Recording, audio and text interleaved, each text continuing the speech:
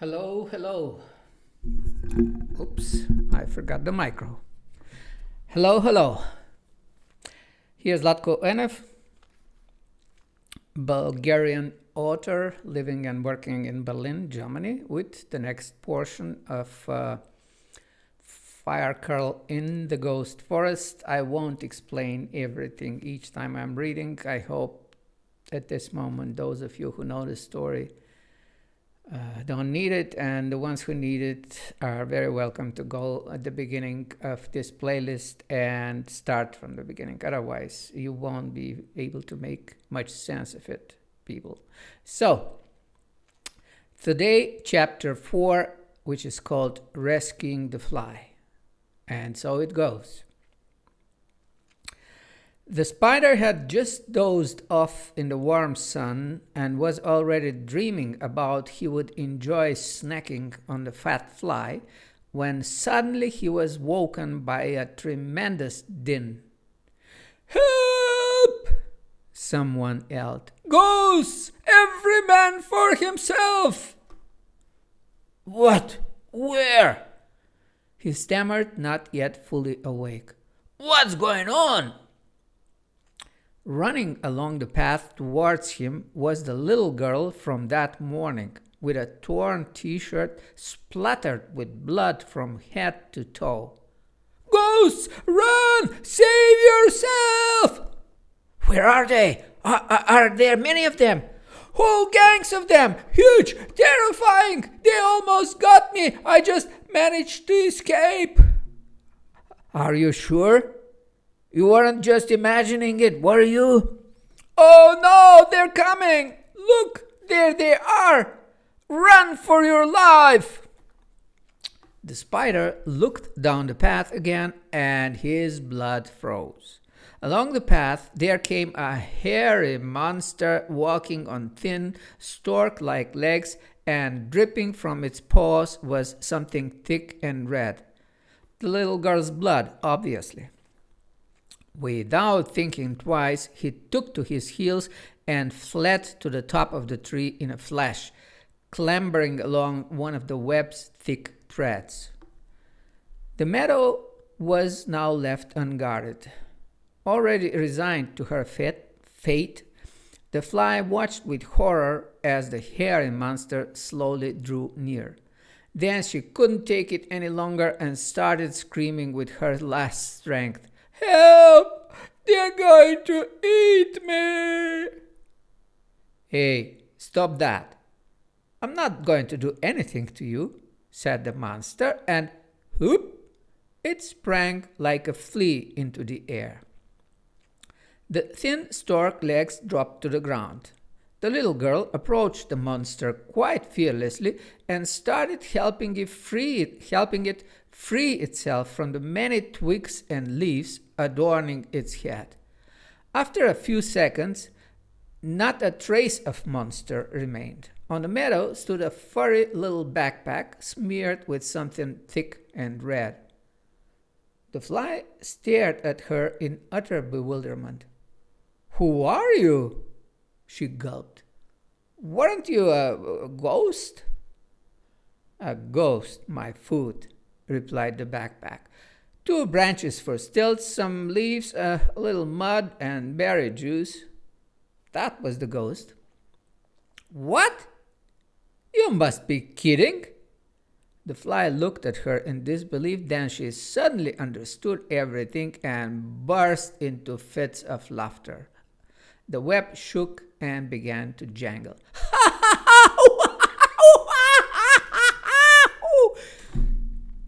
hooted the fly. "Quick, grab me before I fall! Oh my, what a trick! That old bandit is going to explode with anger. At last someone's fooled the spider. The whole forest is going to laugh at him. Ha ha ha!" "Listen, there is no time to lose," interrupted the backpack. "Quick, tell us how to raise the web so we can get away. The spider won't be long." "Oh, and you're just going to leave me like this?" said the fly, coming to her senses. "Can't you see I'm stuck?" Of course we're not going to leave you, said Anne while starting to free her from the sticky threads with a large branch. But you've got to help us too. Without you, we won't be able to work out this machinery. There's no point anyway, said the fly, patiently putting up with the scratches from the sharp branch. You won't be able to get far going through here. The spider will catch you straight away, and there will be no mercy then. Your only chance is to hide somewhere nearby and wait while I work something out with him. Working something out with the spider? Asked Annie doubtfully. Can you do it? Since when have flies started working things out with spiders? Wait a little. We'll talk later. I've got an idea. Once he sees I'm free, he'll go raving mad. I know him well, the idiot. Forget that he outwitted me this morning. Now, go and hide. If he finds you here, you're in for trouble. I'll take care of the rest. In fact, heavy breathing could already be heard coming from the top of the tree and was rapidly drawing nearer. The spider obviously suspected something and was coming back to see what had happened. Anne tore away the last sticky threads, threw away the branch, and dashed off with the backpack following her. And not a second too late. The two of them had just hidden themselves when the spider appeared from above, red in the face and puffing like a steam engine. He jumped to the ground, immediately realizing what had happened, and started roaring in an ugly voice. Ah! Just wait till I get you, you little devil! I'll cut you to pieces, you miserable maggot! Hiding, huh? Are you? Well, let's see how long you can hide. I'm going to get you sooner or later, I am. Ow! How could I have fallen into such a simple trap, idiot that I am? Well, just you wait. You and I are going to meet again. Mark my words. In a complete frenzy, he started slashing at the bushes with his knife. Twigs, branches, and leaves flew in all directions, filling the air with the tang of fresh sap. The spider thundered and roared until he was so exhausted he had to take a rest. Yoo-hoo! Someone called above his head. Hey, what's your problem? You ran out of steam awfully quickly. And you were doing so well. Pretty soon you'd have cut a whole new path through the woods. The fly was sitting on a branch only a few centimeters above his head, her legs casually crossed and sticking out her tongue in the rudest manner. The spider leapt up as if he had been jabbed in the ribs. His tiredness evaporated immediately, and he started hopping up and down, trying to reach her, wild with rage. She buzzed around right in front of his nose, each time slipping out of his reach by a hair. Oh, look at him dancing! All we need is the music. Look at the hero hopping about. Come on, up, up, come on, once again, higher! The fly gradually started moving back along the path. Deaf and blind to everything but this loathsome mockery, the spider was following her like a wooden duck on wheels. The two of them moved slowly in the direction of the swamp. A great deal of time passed. Anne and the backpack, still shaking with fright, remained hidden in the bushes. At long last, the fly reappeared, looking as happy as a bride. Yee-hoo! She whooped as she approached. Hey, hey, hey! Open the champagne! Come on! What are you waiting for? Come out! The spider is done for! May he rot in peace! Sank in the swamp like a rock! Hooray! One less bandit in the forest! The two friends came out of their hiding place cautiously, still in disbelief. But once they had made sure that the fly was telling the truth, they started dancing around with her, drunk with joy. They jumped, sang, and laughed until they were so exhausted they had to stretch out on the soft leaves to catch their breath. If this isn't the best day of my life, then my name's not Buzz, said the fly after they had introduced themselves to each other. At long last, one of those bandits has got what was coming to him. The whole forest suffers because of them. You can hardly breathe here anymore. They put this machinery everywhere. You can't take a step without their permission. It's unbearable. Everybody's sick and tired of it. Things have gone from bad to worse, I tell you. Those brutes aren't afraid of anything. But they are afraid of the ghosts, aren't they? Said Anne. Who are those ghosts anywhere? Everyone's talking about them all the time and seems to be really scared of them.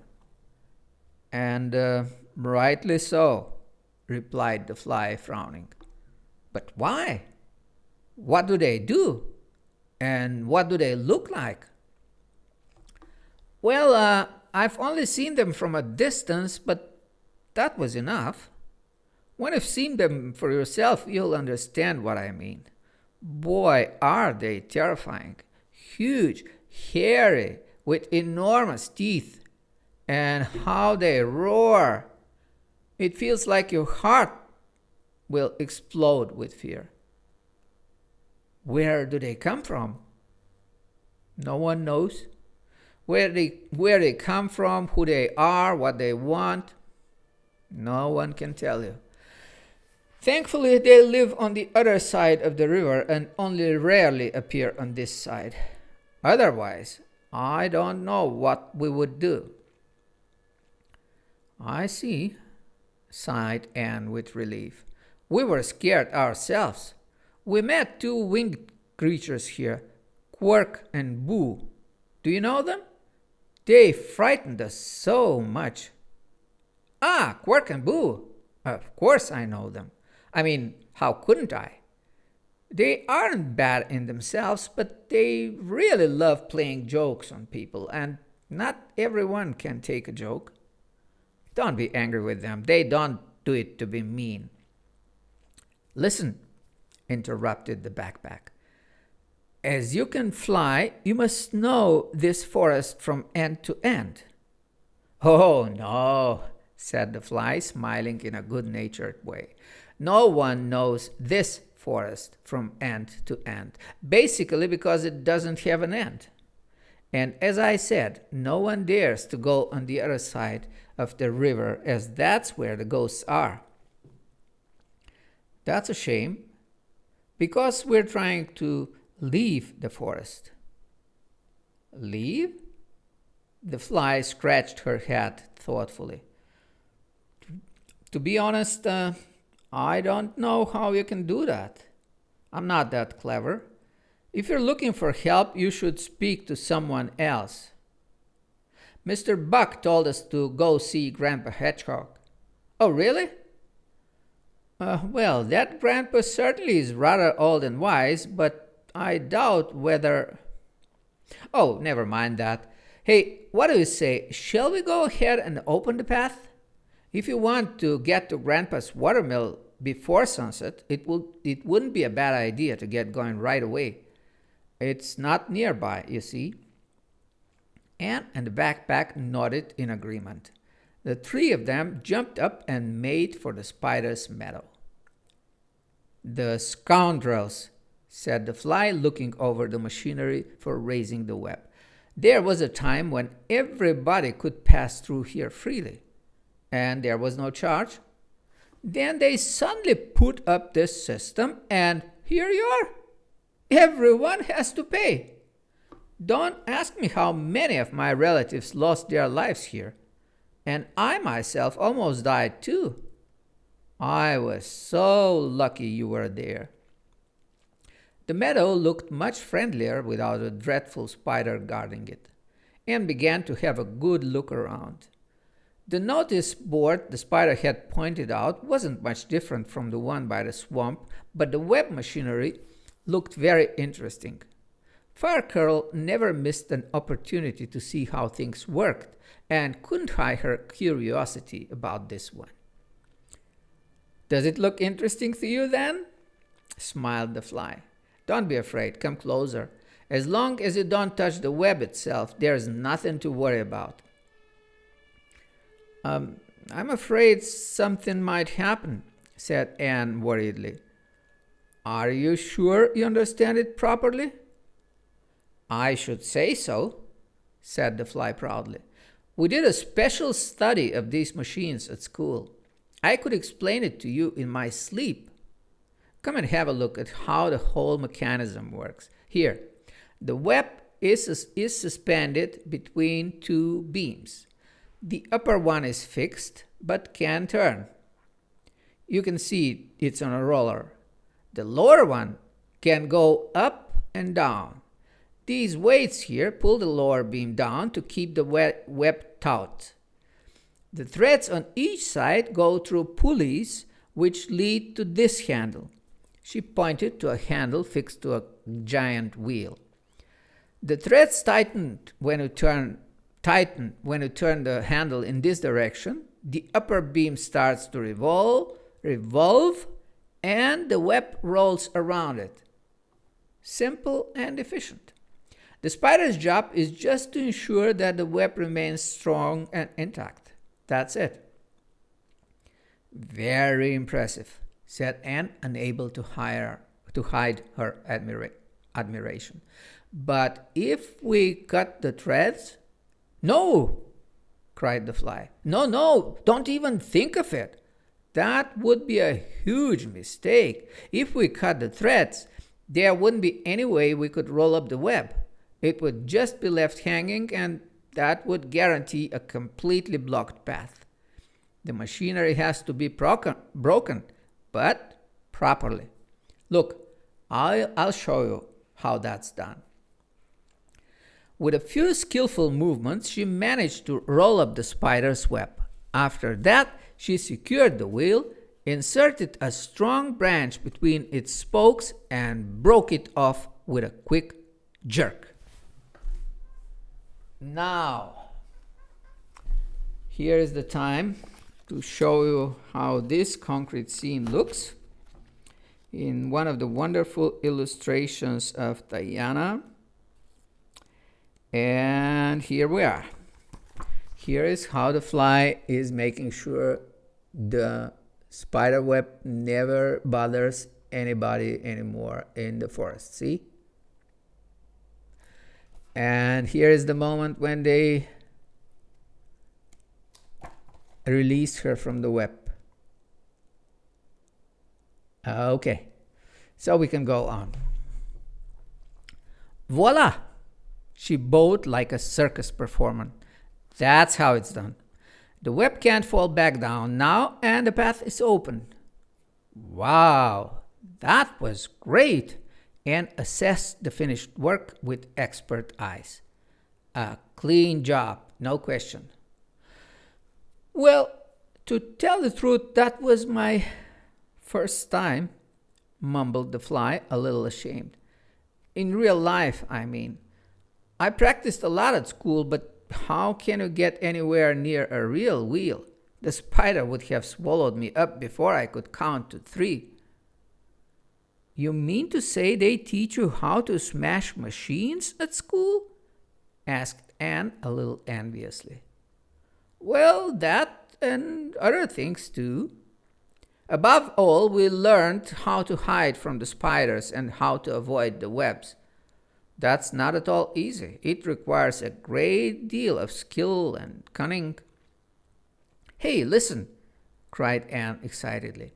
Down by the swamp there, there's another machine just begging to be broken.